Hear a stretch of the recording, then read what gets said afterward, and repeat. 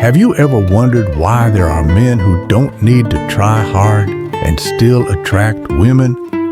While I'm doing everything I can to text on time, be considerate, give in, say nice things, but everything is still distant and vague? I've been there, and it's not a pleasant feeling at all. It makes you wonder, what did I do wrong? Or worse, what am I not doing enough?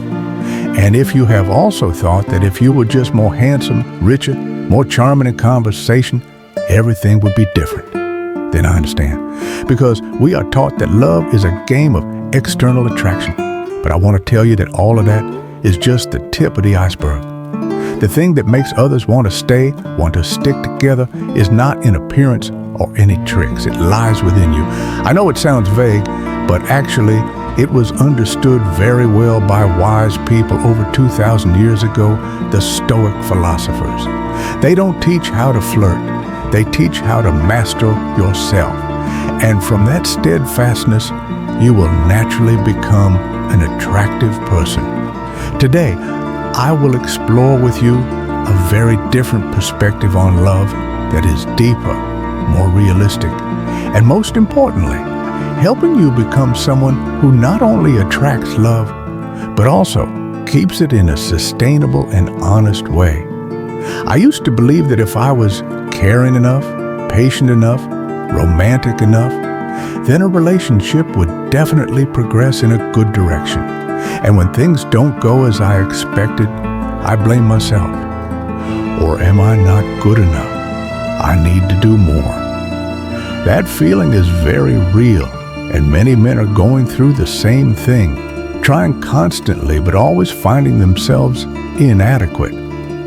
We are often taught that to make someone love you, do everything for them, give a lot, and always be there when they need you. And if they don't respond, then I probably haven't done enough. But the more I live, the more I realize the problem is not what we do, but rather, where are we coming from? Many men enter a relationship with a lack mentality, diffidence, lack of feeling of fullness from within. They think, if she likes me, I will feel worthy. If she is with me, I will feel valuable. And it's when you give the power to define your self-worth to someone else that you lose it. Women feel it very clearly, not through words, but through the energy you radiate. A man always tries to please, always worried that the other person will leave, often carrying insecurity in every gesture. And that, even if it's unconscious, makes the relationship unbalanced. The other person feels pressured, and you feel like you always have to hold on. You may have fallen into this loop without realizing it. The more you try to prove yourself, the more you lose your inherent attractiveness. Because attraction doesn't come from how much you have, but from who you are without trying to be loved. I once met someone who I thought I had to make a lot of effort to keep. I did everything, texting every morning, listening to her stories for hours, abandoning personal plans just to accommodate her schedule. But then I realized, no matter what I did, she still didn't really appreciate it. Not because she was bad, but because I was entering the relationship begging for affection, instead of from a place of confidence, completeness, and stability. Since I started understanding Stoicism, I started looking back at everything. I found that instead of trying to make other people like me, I needed to focus on become someone you also respect. When I did that, all my relationships changed. I am no longer afraid of losing someone because I know I am no longer missing anything. If someone comes, I welcome it. If someone leaves, I'm still me. That's the freedom that many men are missing out on when they put their happiness in the hands of others. What I want to share here is not that you have to be tough or don't need anyone, which is you need it full inside, so that when you love someone, You love completely, not to fill the void, but to share that completeness with the right person.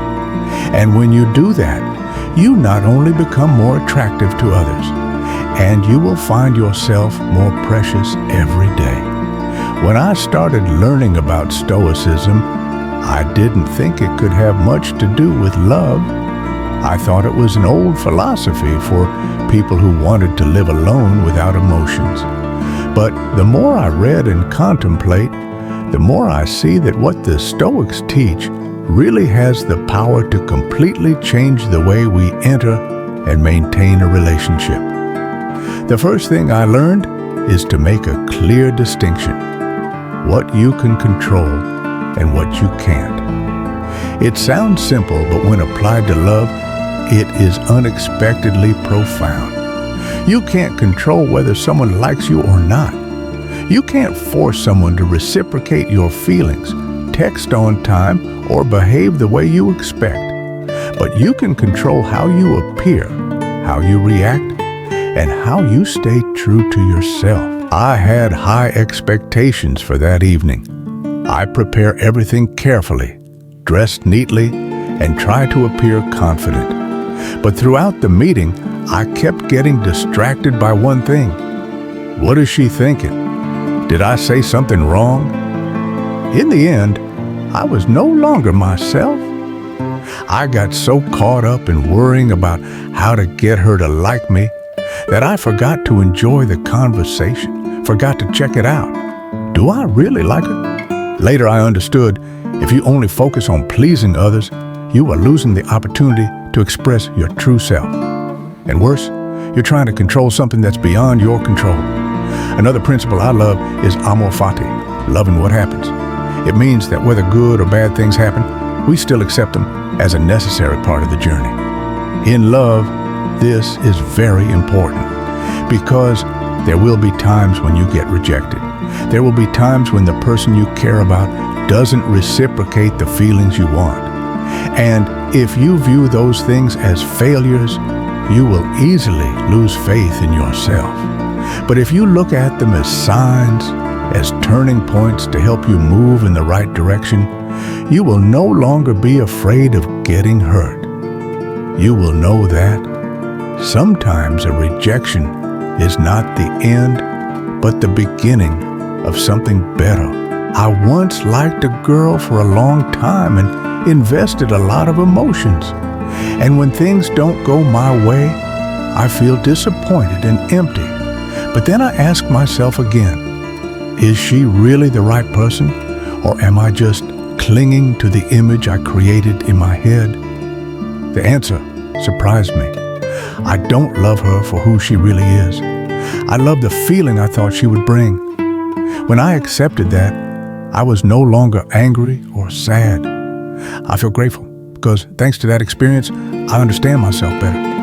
And then comes another principle: live with virtue. For the Stoic, virtue is not a vague concept. It is living with wisdom, courage, justice, and discipline. In a relationship, that means keep your promise, dare to admit when you're wrong, don't make excuses, don't blame. It's about treating the other person with respect, even when the relationship isn't going anywhere. I once had a relationship that didn't last long, but I remained kind until the end. Not because I want the other person to come back, but because I want to be the man I respect when I look back. And you know what happens. Even though we are no longer lovers, we still respect each other. And that, to me, is more precious than a relationship that lasts just because no one dares to leave. Another thing that Stoicism taught me is to understand emotions, but not let emotions control you. In love, jealousy, fear, and insecurity are very normal. The question is, do you let them guide your behavior? When you feel jealous, can you control your reaction? Or do you start checking your phone, asking questions, then getting angry for no reason? When you learn to observe emotions as a wave that comes and goes, you will no longer be swept away. You become trustworthy not only in the eyes of others, but also in your own eyes. In the end, the thing that changed me the most was learning to let go of clinging. It's not about giving up. It's about stopping putting your happiness in the hands of others. When I stopped thinking I have to have that person to feel enough, I started to love more freely. Love is not to keep someone, but to accompany and share. And if that journey has to stop, I know I'm okay. Because I don't love to fill the void, but love from the fullness within. None of this makes me dry or overly rational. On the contrary, they help me love more deeply, more consciously, and more truly. Because I no longer enter a relationship with the fear of losing, but with the calmness of someone who knows clearly who I am, what I want, and what I deserve. And you can start doing so right now. In the end, love is not a race to find the perfect person. It is a journey where you become the best version of yourself. And from that journey, you will meet the right person. You don't have to change to be loved, but you need to live true to your values and let people who match those values come in. The principles of Stoicism do not make you cold or emotionless. On the contrary, they help you become stronger to love consciously, deeply, and honestly. You learn to control your emotions instead of being led by them. You learn to be true to yourself instead of trying to be someone else to please someone else. And most importantly, you learn to enter into love not to be filled, but to share the wholeness within you. I believe that when you start from within with composure, with self-esteem, by knowing clearly what is within your control, you will not only attract love, you create it. And that love will not come from worry, control, or lack, but from freedom, peace, and sincerity. If you only start with one thing today, start by looking at yourself gently, not to judge, but to understand and accompany myself. Because when you are truly with yourself, no matter who comes or goes, you remain strong. And that is the strongest foundation for any relationship.